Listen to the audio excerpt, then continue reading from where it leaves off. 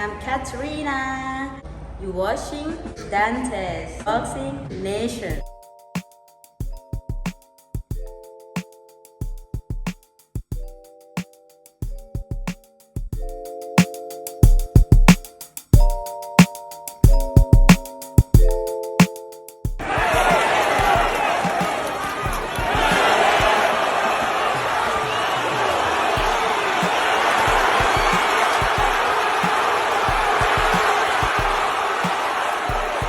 Jermall, you obviously hurt him pretty badly in the 10th round. How close did you feel? That Only the 10th?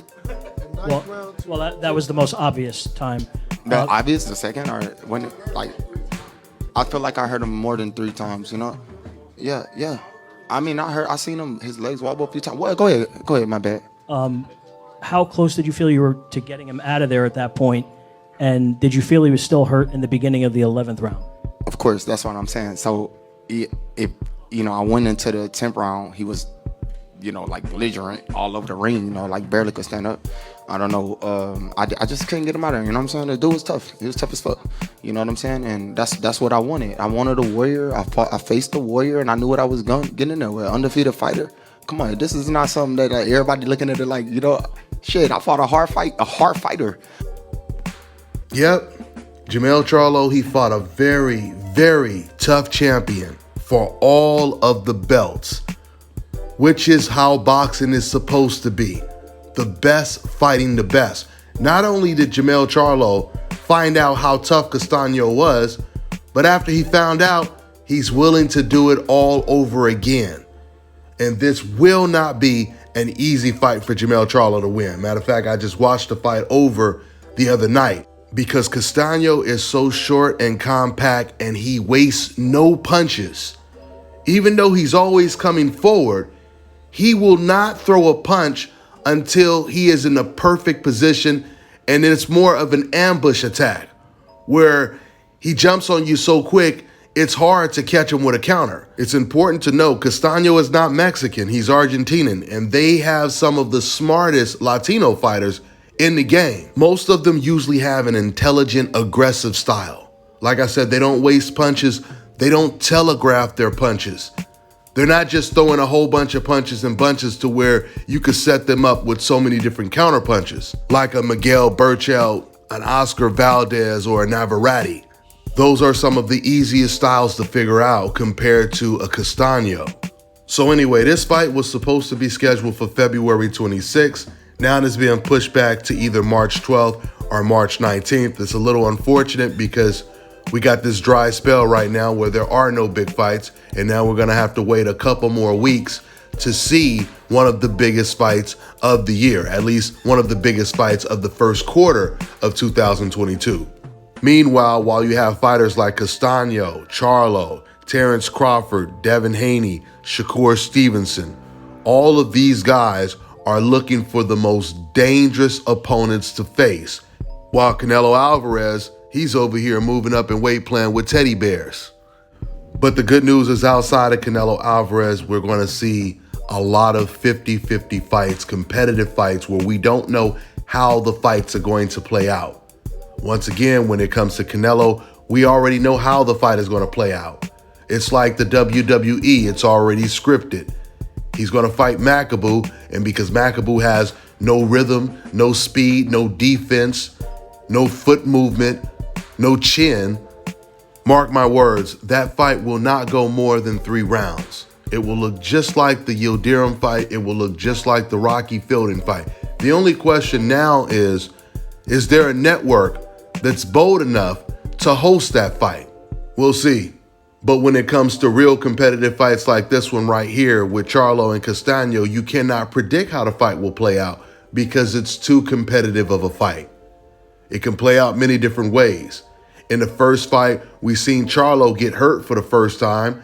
I've never seen him get hurt like that, but he bounced back extremely fast. He got caught with a hook. He kind of did a little bit of a dip with his knees, but he was right back in the fight. But in return, Charlo, he hurt Castano multiple times in the fight.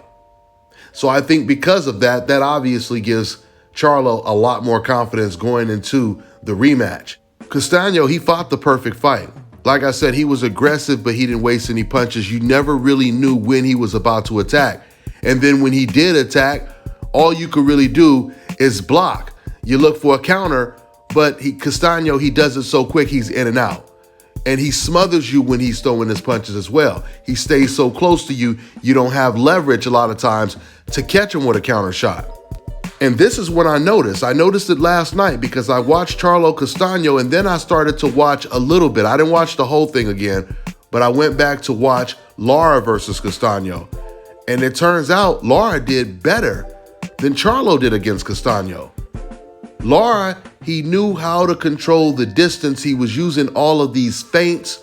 He was setting him up with a lot of jabs. The jabs was setting up perfect left hands all night for Lara. Jermall, he's going to have to use a lot more feints, and he's going to have to get off first, because what was happening is, once again, Jermall was expecting Castano to be overly aggressive and leave himself open for counters, and that's not what happened. So Charlo would find himself waiting for Castano to get off so Charlo could try to counter, but in the rematch, he's going to have to be on his front foot a lot more. He's going to have to keep the fight in the center of the ring, and every once in a while, he's going to have to be able to back up Castano, which won't be that easy.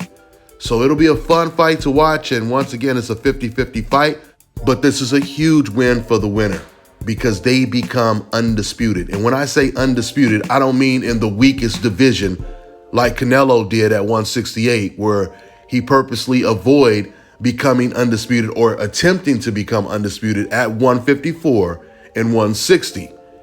He looked for the easiest champions, and then he collected belts. It's nothing easy at 154. There are no easy fights at 154.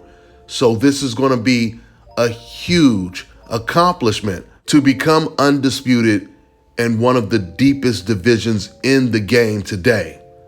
Let's see how it plays out. That's all I got for now, guys. I'm on to the next one. Let me tell you guys about this company, NWA Cane Corsos. They breed Cane Corso Mastiffs, which is a guardian dog that is treasured for its protective nature and strong loyalty to family.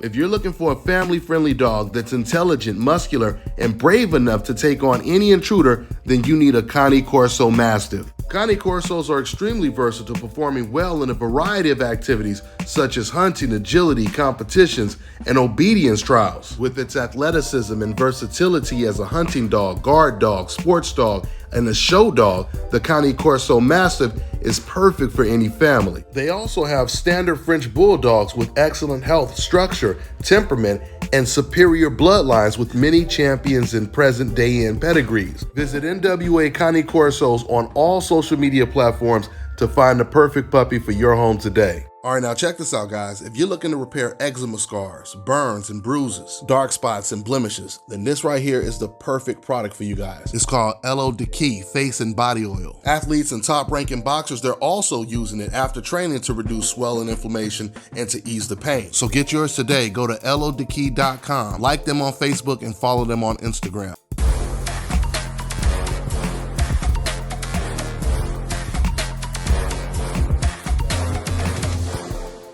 My name is Chris, and I'm all the way here from Anchorage, Alaska at South Carolinas, and I'm here for my second treatment of SMP. Well, I was sitting at home one day and going over my Facebook page, and they have different, like advertisements popping up, and I saw one for SMP, and I saw some pictures of some guys, of before and after, and I was looking at that, and it caught my attention, so I Googled it. SMP, nothing showed up in my area. So, I did a little more research, and all of a sudden, South Carolinas popped up in the web browser. So I started watching his videos and seeing all the reaction from all the other people. We talked on the phone, we made appointments and everything. I sent him pictures, and he looked at them, and I was like, can you fix this? And, he pretty much said, no problem. My first session, he made me feel extremely comfortable. It was almost like I was talking to family. He started, and during the whole treatment, we talked, and about our families and our life and, and things that he does and things that I do. And before I know it, the first session was over. When you see someone doing something that they love, as much as I see Enoch Glover love what he does, it shows in his work. I wouldn't point anyone in any other direction but here to North Carolina, Scout Carolinas, to get this done.